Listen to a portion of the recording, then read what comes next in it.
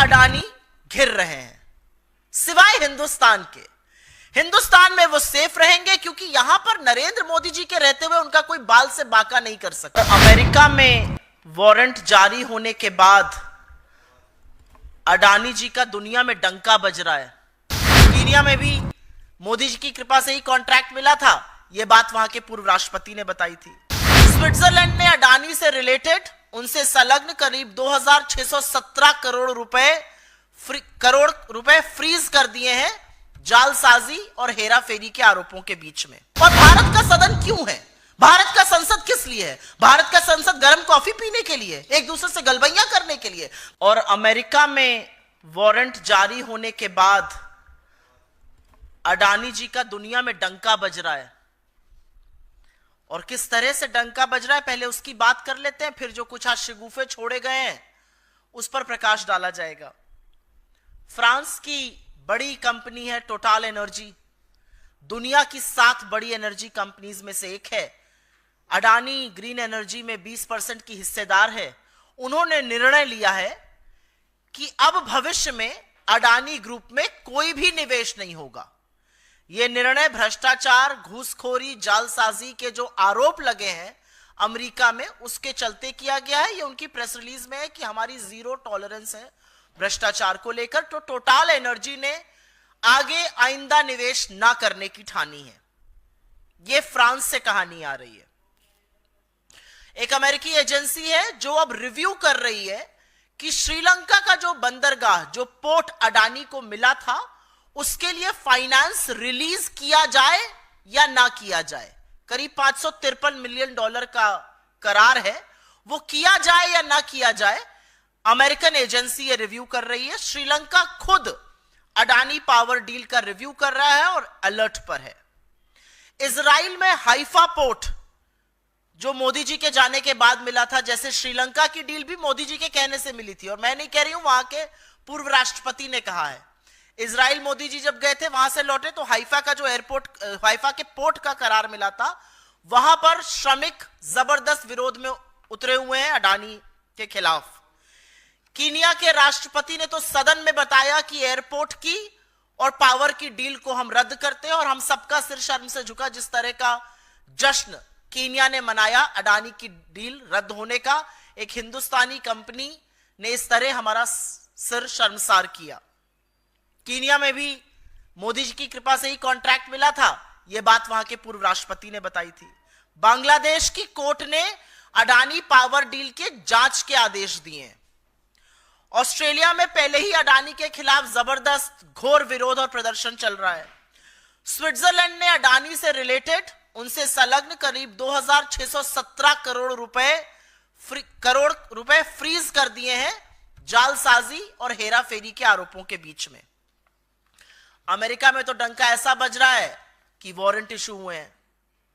तो हर ओर अडानी घिर रहे हैं सिवाय हिंदुस्तान के। हिंदुस्तान में वो सेफ रहेंगे क्योंकि यहां पर नरेंद्र मोदी जी के रहते हुए उनका कोई बाल से बाका नहीं कर सकता है। यहां असलियत यह है कि एजेंसियां मूक दर्शक बनी रहेंगी, वरना इतने संगीन, इतने गंभीर आरोप लगने के बाद आज तक, अभी तक उनकी गिरफ्तारी हो जानी चाहिए थी।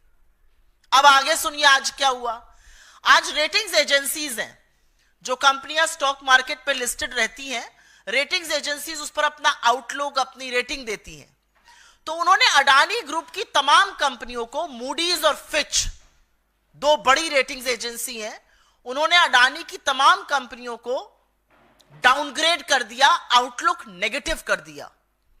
और उन्होंने कहा कि जिस तरह के आरोप लगे हैं, आने वाले दिनों में अपग्रेड की तो कोई संभावना नहीं है, डाउनग्रेड जरूर हो सकता है।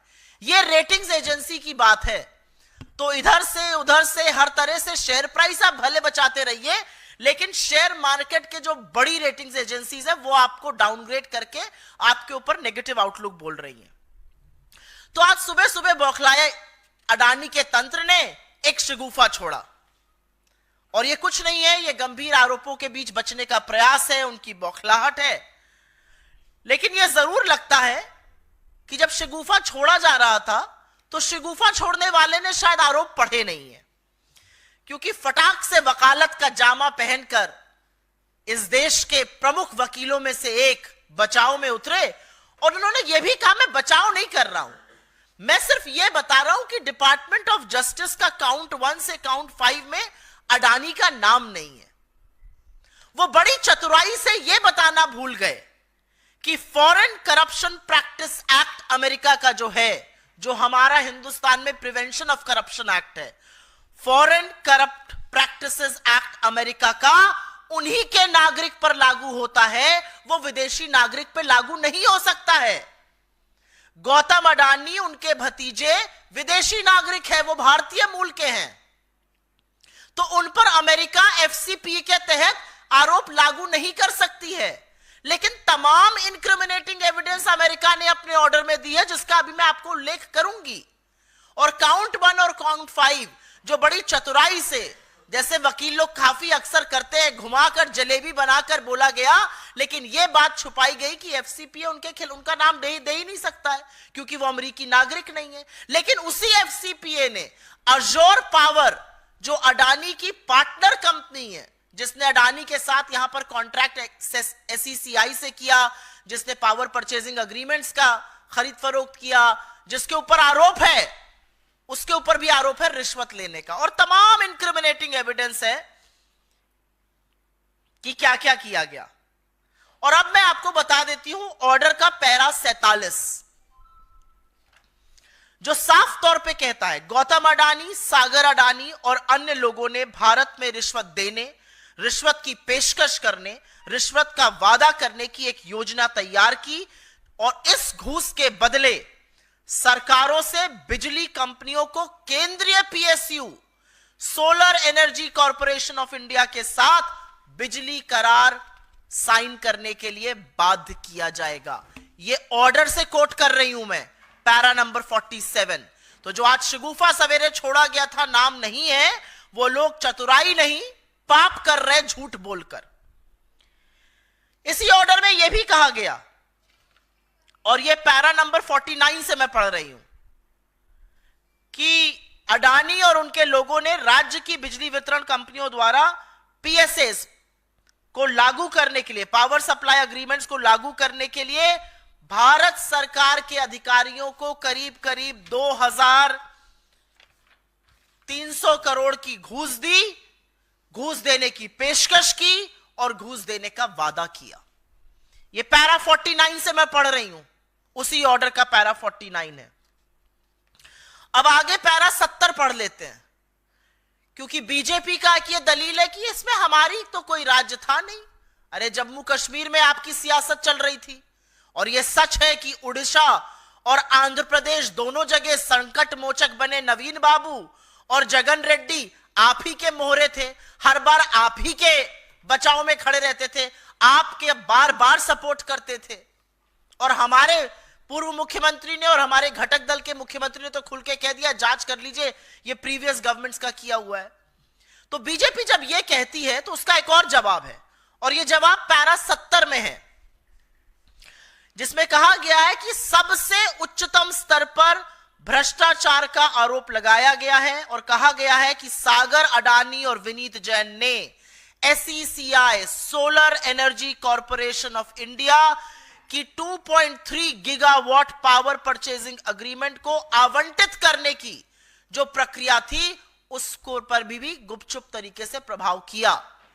Solar energy corporation of India Bharat सरकार की एक पीएसयू है, भारत सरकार की एक कंपनी है, और न्यू और रिन्यूएबल एनर्जी के तहत आती है। और न्यू और रिन्यूएबल एनर्जी के मंत्री पीयूष गोयल, आरके सिंह और प्रहलाद जोशी रह चुके हैं। तो ये जो बददिमाग प्रवक्ता और आधा पढ़ के आए लोग दलीलें देते हैं, दलील देनी चाहिए पीयूष गोयल को, दलील देनी चाहिए प्रहलाद जोशी को, और दलील देनी चाहिए आरके सिंह को, क्योंकि भारत के एक पीएसयू का नाम रिश्वतखोरी के मामले में, यह केंद्र सरकार के अंतर्गत एक पीएसयू का नाम रिश्वतखोरी के मामले में डिपार्टमेंट ऑफ जस्टिस की ग्रैंड जूरी के दस्तावेज में है। यहां पर मैं एक बात और भी बताना चाहती हूं, एक बेवकूफी की दलील और दी जाती है, अरे अमेरिका में आरोप लगे, आप क्यों परेशान हैं? अमेरिका में लगे आरोपों पर इसी मोदी सरकार के कार्यकाल के दौरान सीबीआई ने दो मामलों की जांच की है। 2016 में ब्राजीलियन कंपनी एम्ब्रेयर के ऊपर एफसीपीए, फॉरेन करप्शन प्रिवेंट का जो एक्ट थी अमेरिका की, वो लगी थी और उसी के आधार पर नरेंद्र मोदी के कार्यकाल में सीबीआई ने एम्ब्रेयर के खिलाफ जांच की। लुइस बर्जर केस, जिसका नाम सुनकर हेमंत बिस्व शर्मा के हाथ पैर फूल जाते हैं। लुइस बर्जर केस, अमेरिका की एक अदालत में घूस देने का मामला सामने आया। उस आरोप के आधार पर सीबीआई ने हिंदुस्तान में जांच की है। और आपकी समझ और बताने के लिए बताना जरूरी है कि हिंदुस्तान की सेबी और अमेरिका की सिक्योरिटीज एक्सचेंज कमीशन के बीच एक बायलैटरल एग्रीमेंट है। और अगर एसईसी की जांच में इतने गंभीर आरोप सामने आए हैं तो यह सेबी की जिम्मेदारी है, दे आर अंडर ऑब्लिगेशन कि वो जांच करें।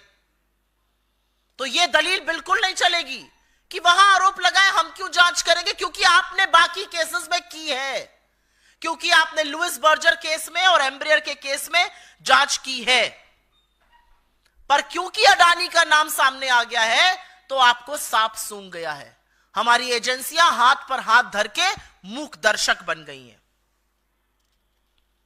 किसी और पर भी आरोप होता तो आपको क्या लगता है, ED, CBI, income tax, SEBI ऐसे ही मूक दर्शक बने रहते।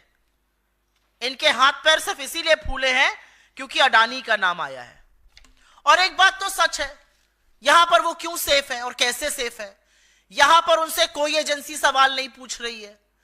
सदन में उनका नाम ले लो, चर्चा तो बड़ी दूर की बात है, नाम ले लो तो सदन स्थगित हुआ जा रहा है।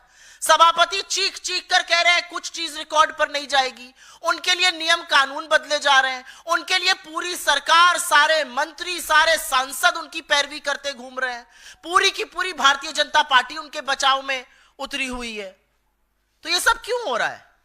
क्योंकि राजा की जान एक तोते में है और उस तोते का नाम अडानी है। इसके अलावा और कोई कारण नहीं है। इस मंच से हम मांग करते हैं कि लाखों करोड़ों की हेराफेरी, जालसाजी और रिश्वत के आरोपों से घिरे गौतम अडानी की जो विश्व जांच कर रहा है, विश्व की तमाम देश जांच कर रहे हैं, तमाम एजेंसियां जांच कर रही हैं, हिंदुस्तान में निष्पक्ष जांच हो। इतने संगीन आरोपों के बीच इस मंच से हमारी मांग है उनकी गिरफ्तारी हो। हमारी मांग है कि संसद में गौतम अडानी के खिलाफ लगे आरोप पर विस्तृत चर्चा हो और हमारी मांग है कि सत्तारूढ़ दल के सांसद, सरकार के मंत्री, सत्तारूढ़ दल बेशर्मी त्याग कर अडानी का बचाव करना बंद कर दे। मुझे लगता है हम अडानी का मुद्दा आज से नहीं उठा रहे हैं, हम अडानी का मुद्दा उस दिन से उठा रहे हैं जिस दिन से उनके खिलाफ स्टॉक मैनिपुलेशन का, ओवर इनवॉइसिंग का, राउंड ट्रिपिंग का, शेल कंपनीज के बड़े गंभीर चार्जेस लगे थे। ये पहली बार मैं प्रेस कॉन्फ्रेंस नहीं कर रही हूं, मेरे सहयोगियों ने, मेरे नेता ने, मेरे अध्यक्ष ने लगातार प्रेस कॉन्फ्रेंसेस करी है, लगातार चुनावी मंचों से इस मुद्दे को उठाया है और हम लगातार अडानी से स्पष्टीकरण मांग रहे हैं और देश की सरकार से यह आशा कर रहे हैं और उनसे कह रहे हैं कि अडानी की जांच कीजिए। इसके चलते हिंदुस्तान की बहुत बेइज्जती हो रही है, हमारी साख गिर रही है। ये पहली बार नहीं है। हमारे लोगों ने अपनी सारी राजधानियों में प्रेस कॉन्फ्रेंस करी है, हमने सदन में यह मुद्दा उठाया है और मेरे नेता राहुल गांधी ने जब अडानी और मोदी की बखिया उधेड़ी थी तो उनकी सदस्यता तक लेने का कुत्सित प्रयास भारतीय जनता पार्टी ने किया था। तो हम अडानी का मुद्दा अभी से नहीं उठा रहे हैं, हम किसी से डरते नहीं हैं। हमें लगता है कि भारतीय उद्योग जगत में बड़े बड़े उद्योगपति हुए हैं जिन्होंने इस देश का नाम रोशन किया है, जिन्होंने विश्व में भारत का डंका बजाया है, लेकिन यहां तो डंका एक के बाद एक डील कैंसिल होने का, भ्रष्टाचार के आरोप का, रिश्वतखोरी का, जालसाजी का, हेराफेरी का बज रहा है। तो मुझे नहीं लगता कि हम इसमें चुपचाप बैठेंगे। भारत के सदन, भारत के संसद में अडानी के खिलाफ लगे आरोपों पर गंभीर और विस्तृत चर्चा होनी चाहिए। जितना सरकार उस चर्चा से भागेगी उतना यह क्लियर होता जा रहा है कि सरकार अडानी के बचाव में पूरी तरह से संलग्न है। सरकार और नरेंद्र मोदी इस भ्रष्टाचार के उतने ही दोषी हैं जितने खुद Gautam Adani. Ma'am, do you believe it will lead to a parliament washout? This session could be a washout since both the opposition and the ruling party are locking horns regarding this issue.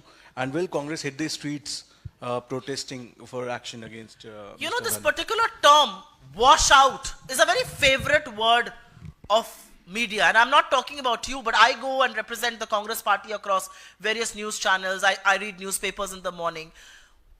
What is Parliament meant for?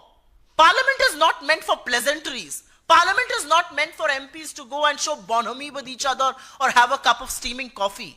Parliament is meant for discussions on the most important issues that plague our nation, that plague our people. It took us a Herculean effort to get the government to speak on Manipur. The government doesn't want to discuss unemployment. The government doesn't want to discuss high prices. The government doesn't want to discuss income inequality. But when you have an Indian corporate who's facing criminal indictment charges and everybody knows of the proximity that he and Narendra Modi share, how are we expected to keep quiet? I mean, what do you expect the opposition to do? Pretend nothing has happened? I mean, Australia, Sri Lanka, Bangladesh, Kenya, France, Switzerland, United States, everybody is probing Adani. Everybody is cancelling deals. Everybody has leveled very, very serious charges. It raises questions on us. Is anybody in the government willing to come out and tell you that for the last 12 quarters, FDI has been falling? Why is it falling? You know, this whole tom-tom, FDI arrived. Why is FDI falling? Because somewhere in the minds of investors, India as the preferred destination for investment, where rule of law, where fair practices, where corporate governance is incredible, has been eroded. And has been eroded because you have one crony capitalist who you want to create into a monopoly. You've created his monopoly in ports, in airports, in power purchase agreements. All of the Prime Minister's foreign trips seems to be a business deal to get Mr. Adani some new deals. How are we expected to keep quiet? And this matter is not just about corporates. This matter affects the people of this country. What was Mr. Adani trying to do? He was trying to bribe, and he did bribe. And let me tell you one thing. When the US documents say Indian officials, it does not mean Indian officials like we do, that bureaucrats. It means Indian officials as in Indian politicians at large. What was he trying to do? He was trying to coax all of these people to buy expensive electricity, and who would bear the burden of it finally? The people of this country. I very often fly to Lucknow. I was stunned to know that at the Adani airport in Lucknow, you have to pay over 3,000 rupees for a wheelchair. That's what creation of monopoly does. So what do you expect us to do? Look the other way, keep quiet, pretend nothing has happened. I mean, this is an issue which has huge ramifications for India's corporate sector, for India's markets, for India's small investors, for our credibility. Obviously, we're going to talk about this. And Parliament is meant to discuss these things. Parliament is not meant to tap your desks and shout Modi, Modi. मैं इसको हिंदी में भी बोलना चाह रही हूं. ये जो एक बड़ा शब्द है ना, ये वॉश आउट, ये मीडिया का बड़ा चर्चित, उनका बड़ा, आप लोगों का बड़ा ये प्रिय शब्द है. आपको बहुत अच्छा लगता है ये शब्द. और आपसे ज्यादा आपके जो कमांडो वॉरियर एंकर स्टूडियो में बैठते हैं, उनका तो बहुत ही उम्दा प्रिय है. रोज ऊपर लिख के आता है वॉश आउट, वॉश आउट. क्या है वॉश आउट? और भारत का सदन क्यों है? भारत का संसद किस लिए है? भारत का संसद गर्म कॉफी पीने के लिए, एक दूसरे से गलबैया करने के लिए? भारत के सदन में, भारत के संसद में जो सबसे गंभीर मुद्दे हैं, जो सबसे ज्वलंत मुद्दे हैं, उन पर चर्चा होनी चाहिए. एक आपका उद्योगपति जो नरेंद्र मोदी का चहेता है, ये सारी दुनिया जानती है. नरेंद्र मोदी के कहने से उसको श्रीलंका में, बांग्लादेश में, इजराइल में, कीनिया में हर जगह डील मिलती है. एक ऐसे उद्योगपति के खिलाफ संगीन आरोप यूएस की डिपार्टमेंट ऑफ जस्टिस की ग्रैंड जूरी ने लगाया है. 2 साल की जांच के बाद लगे ये आरोप. उसमें एफबीआई और एसईसी संलग्न है. दुनिया भर के देश, Kenya, Sri Lanka, Bangladesh, Switzerland, Australia, America, सब जांच कर रहे हैं अडानी के खिलाफ. सब एक के बाद एक डील कैंसिल कर रहे हैं, उनका पैसा फ्रीज कर रहे हैं. और हमारे यहां हम ऐसा प्रिटेंड कर रहे हैं मानो कुछ हुआ ही नहीं हो. अगर सदन में इस पर चर्चा नहीं होगी तो चर्चा कहां होगी? क्योंकि इसके बड़े गंभीर परिणाम हैं. अडानी पर जो जांच लगी है और जो शिथिलता नरेंद्र मोदी की सरकार और नरेंद्र मोदी के लोग और उनकी एजेंसियां दिखा रही हैं, वो पूरी तरह से भारतीय उद्योग जगत पर, भारतीय मार्केट पर, भारतीय इन्वेस्टर के लिए बहुत बुरा संकेत है। ये कहीं ना कहीं हमारी जो कानून व्यवस्था है उस पर सवाल उठाता है, ये फेयर प्ले पर सवाल उठाता है, ये कॉर्पोरेट गवर्नेंस पर सवाल उठाता है, और इसलिए इसकी चर्चा सदन में होनी चाहिए। हमें मशक्कत करनी पड़ी थी जब इस सरकार ने मणिपुर पर चर्चा करी थी, और आप सबने देखा था कि 36 सेकंड मणिपुर बोलकर प्रधानमंत्री निकल गए थे। यह सरकार बेरोजगारी पर चर्चा नहीं करेगी, महंगाई पर नहीं करेगी, आर्थिक असमानता पर नहीं करेगी, अडानी पर नहीं करेगी। तो मोदी वंदन करने के लिए सदन नहीं है, वो बीजेपी के हेडक्वार्टर में करिए। ओके, तो आप लोग केंद्र सरकार पर दबाव डाल रहे हैं, अच्छी बात है, सदन में उठा भी रहे हैं, लेकिन वो आक्रामकता नजर नहीं आ रही। हमने संसद में 2 दिनों में कोई प्रदर्शन नहीं देखा इस मसले पर, कांग्रेस की अगुवाई में इंडिया गठबंधन के द्वारा, एक। और दूसरा कि ये जो मामले जिन जिन राज्यों का नाम इसमें लिया गया है उसमें एक तमिलनाडु भी है जहां इंडिया गठबंधन की सरकार है, रिश्वतखोरी के आरोप हैं। क्या डीएमके सरकार अपने स्तर पर इसकी जांच करवाएगा? आप लोग ये मांग करते हैं, और अगर इसमें तथ्य होता है, क्या ये मैं आपसे समझना भी चाहता हूं, पूछना भी चाहता हूं कि क्या डीएमके सरकार तमिलनाडु की इस मामले में गिरफ्तारियां कर सकती है जो आप लोग मांग कर रहे हैं? सर्वप्रथम तो चित भी मेरी और पट भी मेरी नहीं चलेगी। हमें सकारात्मक भी रहना है, हमें रिस्पॉन्सिबल ऑपोजिशन भी रहना है, हमें मुद्दे भी उठाने हैं। और अगर हम आक्रामकता करके वेल में आ जाएंगे तो आप ही लोग कहेंगे चलने ही नहीं दे रहे सदन, ऑपोजिशन के चलते वॉश आउट हो रहा है। तो हम अपने स्तर से बहस करने की मांग कर रहे हैं। रूल 267 के अंतर्गत हमारे अध्यक्ष ने नोटिस दिया है, तमाम नोटिस लोकसभा में, हमें बहस करनी है। अब उसमें आपको आक्रामकता दिखे ना या दिखे, बहस तो अडानी पर करनी पड़ेगी इस सरकार को, पहली बात। दूसरी बात, आपने तमिलनाडु की सरकार का नाम लिया, मैं तमिलनाडु नहीं, मैं छत्तीसगढ़ की भी बात कर देती हूं। तमिलनाडु के मुख्यमंत्री ने अगले दिन आके कहा था ये जो डील थी ये एआईएडीएमके की सरकार ने करी थी, इस पर कोई भी जांच करनी हो कर लीजिए। हमारे छत्तीसगढ़ के पूर्व मुख्यमंत्री ने भी यही बात कही है। लेकिन सवाल इस बात का है कि राज्य जांच करेंगे या केंद्रीय एजेंसियां जांच करेंगी। जब ऐसे मामले पहले सामने आया, लुइस बर्जर केस हो गया, ब्राजीलियन कंपनी एम्ब्रेयर का केस हो गया, उसमें सीबीआई ने जांच करी थी। तो अब सीबीआई क्यों है? सिर्फ विरोधियों को काट खाने के लिए। अब सीबीआई क्यों है? फलाना नेता है उसको जेल में डालो, सीबीआई भेजो। अब सीबीआई कोई जांच करने के लिए नहीं है। तो ये जो फ्रंटल बनाने का काम हुआ है उस पर भी हम सवाल उठा रहे हैं। और आपकी बात बिल्कुल वाजिब है। हमारे नेताओं ने तो एक डोनेशन दिया था अडानी ने 100 करोड़ का, और वो स्किल डेवलपमेंट यूनिवर्सिटी बनाने के लिए दिया था। हमने वो उनके मुंह पर दे मारा, हमें नहीं चाहिए भैया, इतने भ्रष्टाचार से घिरे आरोप से हमें पैसा भी नहीं चाहिए। हम तो उस तरह के लोग हैं। तो मेरा अपना मानना है कि इतने संगीन आरोप लगे, हर बार कुछ बातें ऐसी होती हैं, आप लोग कोर्ट चले जाइए, आपकी बात अपनी जगह वाजिब हो सकती है, लेकिन केंद्र सरकार क्यों है? क्या केंद्र सरकार झुंझुना बजाने के लिए है?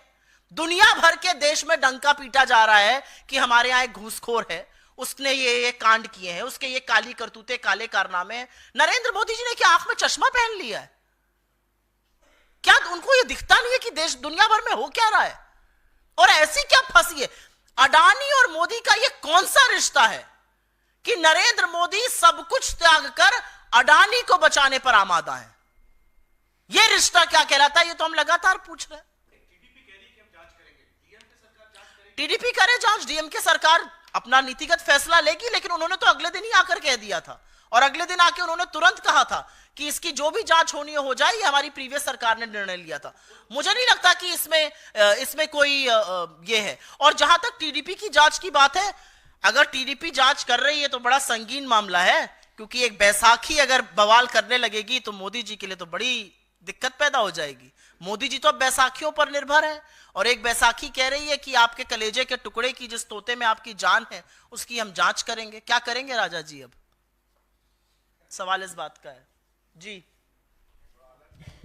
जी मैम, बांग्लादेश को लेकर के जिस तरह के वहाँ हालात हैं और उनको जमानत नहीं मिल रही है पुजारी को इस्कॉन मंदिर के, और हिंदुओं को ऊपर जिस तरह से वहाँ अत्याचार हो रहा है, उसको लेकर कांग्रेस पार्टी ने बयान जारी किया है, लिखित बयान।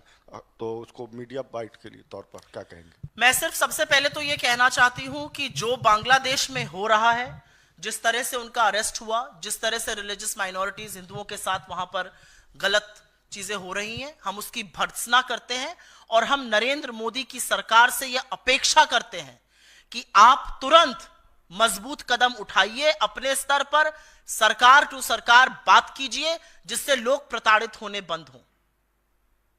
बांग्लादेश से हमारी सरकार ने शांति बहाल करने के लिए, बांग्लादेश से लोग प्रताड़ित ना हो, लोगों को टारगेट ना किया जाए, उसके लिए अभी तक क्या कदम उठाए हैं। हम चिंतित हैं वहां की सिचुएशन देखकर, और हम पूरी तरह से उसकी भर्त्सना करते हैं, और हम इस सरकार से अपील करते हैं कि गवर्नमेंट टू गवर्नमेंट आप इस पर बात करिए और इसका कोई समाधान खोजिए। और उनको मैं इंदिरा जी की याद जरूर दिलाना चाहती हूं।